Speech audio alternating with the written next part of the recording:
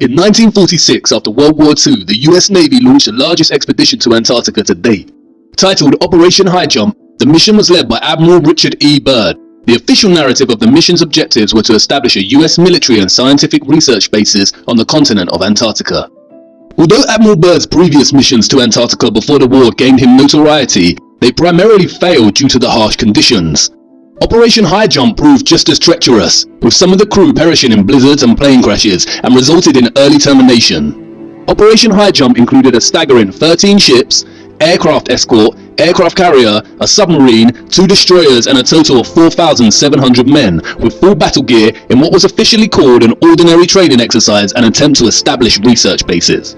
Speaking about the operation, Byrd said that the most important result of his observations and discoveries is the potential effect that they have in relation to the security of the United States.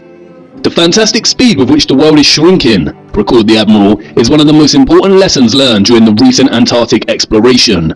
I have to warn my compatriots that the time has ended when we were able to take refuge in our isolation and rely on the certainty that the distances, the oceans and the poles were a guarantee of safety. He also said he didn't want to frighten anyone unduly, but that it was a bitter reality that in the case of a new war, the continental United States would be attacked by flying objects which could fly from pole to pole at incredible speeds. Many have since theorized that the specific security risk relates to the numerous alleged covert operations that took place during the Nazi era, the most memorable being that of New Swabia and the mysterious Base 211 located within Antarctica.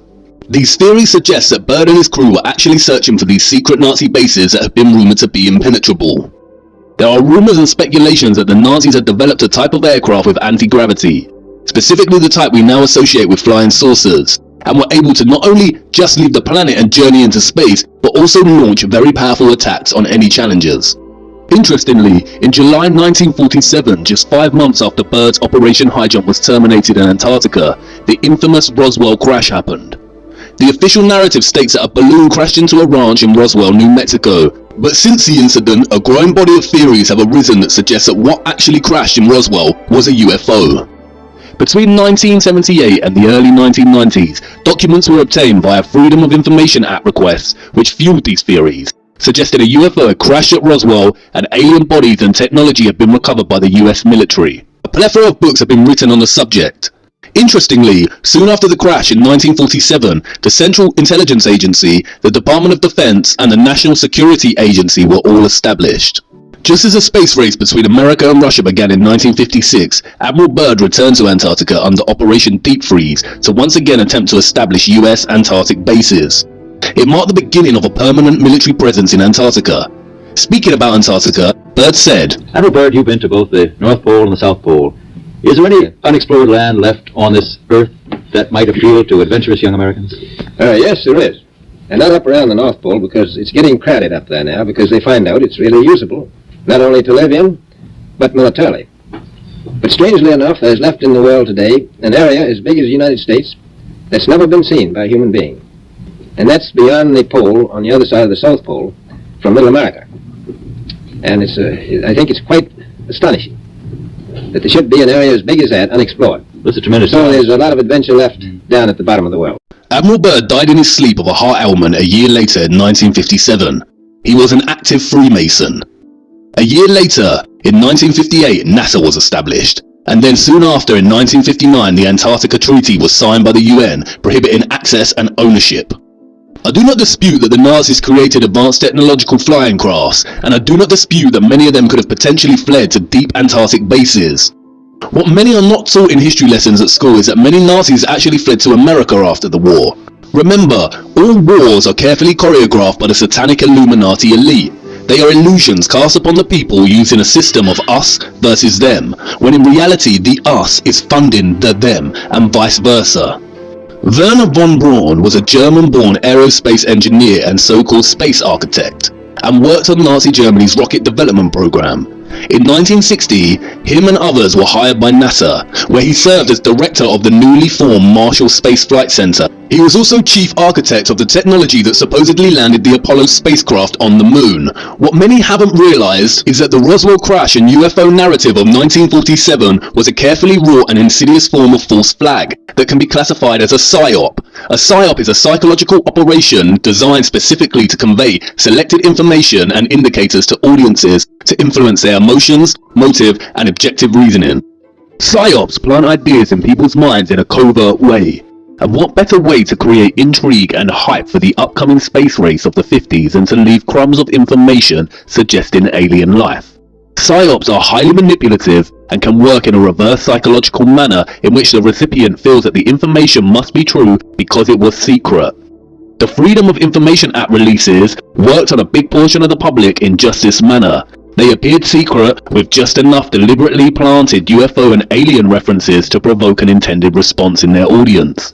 Other very famous leaked government documents such as Majestic 12 work in the same way. Just because something leaks does not mean it is true. Leaks can be plotted to influence and manipulate. And it makes getting to the truth really tough business. If a government has top secret information, mitigation procedures make it very difficult to leak, and that's why any leaks that do make it out require high skepticism and proof by evidence. The Pizzagate emails actually tell us minimal, but the real-life evidence and prevalence of such evidence validates them. Leaked UFO alien disclosure works the opposite way. We have next to no evidence of this existing other than the so-called secret information suggesting its existence. Governments, the media, and Hollywood do not explore satanic child sacrifice. In fact, they act very fast to censor it quickly, but they do love to entertain the alien agenda whenever they get a chance. You see, there is a secret, and it's a secret that they do not want us to know. It is one of the greatest secrets of all time, and Roswell, Nazi UFOs, NASA, the space race, and the moon landings were all carefully designed to cover it up. And this is a secret. No one in history has ever left Earth. You cannot leave Earth. They are telling you to your face. Now, one thing I really want your generation to embrace is that the Earth is a closed system. The Earth is a closed system. We cannot leave the Earth. There's no place to go. And this is from one of the highest satanic scientist Kabbalah priests himself, straight from the goat's mouth. See, these Satanists just have to tell you, they are hiding it in plain sight again. And they're getting away with it because they are relying on both our inability to get our heads around the bamboozlement of impossible figures and phenomena, and they are also relying on our blind trust in the scientific institutions of the world and their word. No one has ever left Earth. It is a closed system, and not because there are radiation belts. No one has left because there is a dome-like roof above of what is better understood as a firmament. We cannot leave the Earth. This is what Admiral Byrd discovered in Antarctica. They discovered the foundations of the firmament. And I know what you're probably thinking. What? This is going from crazy to crazier to insane. But by now you already know what I am going to say. Let me show you. In 2014, civilian space geeks constructed their own rocket with a camera on and sent it up with the goal of being the first civilian rocket to make it to space. Look what happens. Our mission as the Civilian Space Exploration Team is to be the first civilian team in history to launch a rocket that reaches space. All systems are go for launch. T-minus 10 seconds. 9, 8, 7, 6, 5, 4, 3, 2, 1.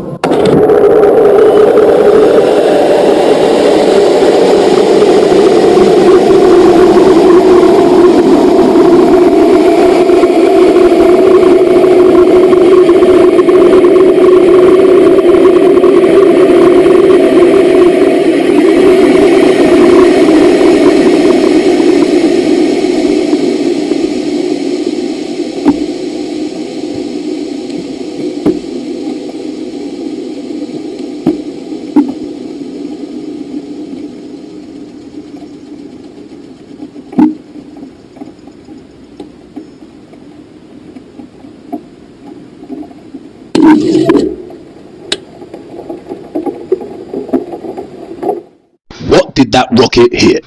If there was a high amount of intense radiation up there, it would have scorched that mini rocket to pieces. There is no radiation above us, covering a globular spinning planet ball. It is a firmament above. And I know that you want to scream and say that does not prove anything. The rocket's engine could have failed. But take it easy.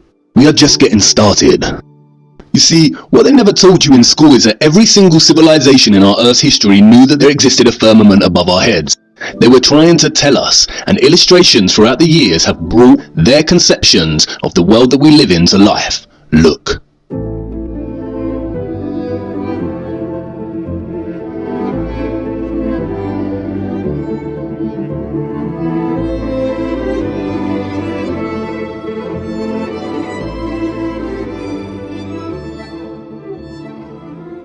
Only one is a satanic lie. Take another look at NASA's insignia. Did you not notice? Look closer at what they call the red chevron. Don't you think it looks like a split tongue? The tongue of the serpent? It almost resembles a letter T, which would give the organization's name an interesting anagram. But just a coincidence, I'm sure. And why does every single rocket that NASA supposedly sends up to space take the exact same path? Look, they aren't sending rockets into space. They reach a certain altitude and begin bending until traveling horizontally and landing in the ocean. They cannot go up and leave Earth's atmosphere and journey into space because there is no space. There is a firmament above. And they have been hiding it in plain sight the whole time. Look closer at the Masonic drawings. Can you see it? The four pillars, or the four corners of the Earth, the sun and moon, the same size and both within an arched dome or firmament. And of course satanic pedo Hollywood has already told us while laughing behind our backs. Look.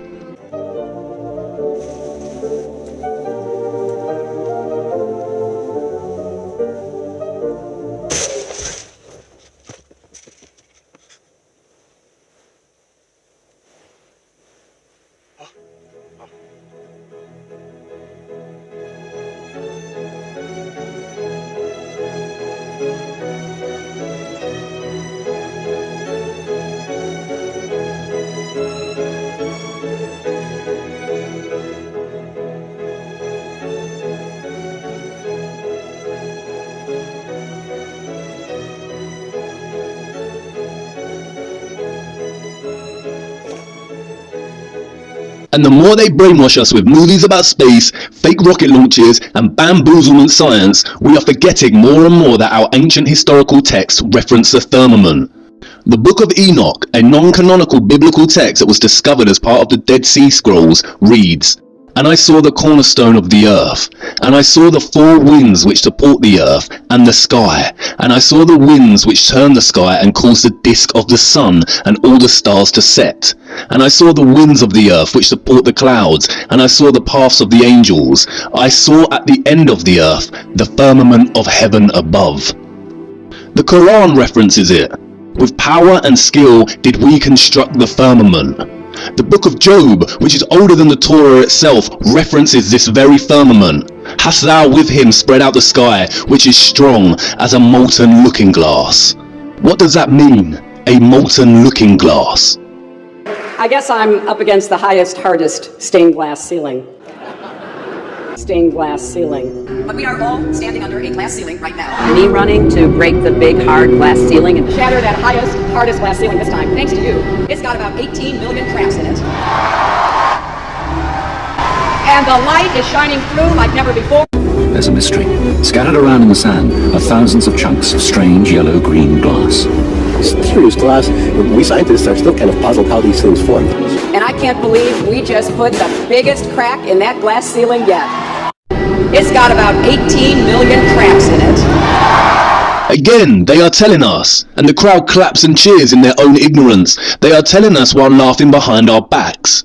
But wait a minute, the firmament cannot be made of super strong glass, or that rocket would have been shattered upon impact. Stay with me. The planets that NASA and other official space agencies show us are CGI, or artistic renditions. We have seen their lazy Photoshop skills exposed in previous episodes. We see something very different when we use an advanced and powerful lens, like found on Nikon cameras, and look at the planets above us. Look.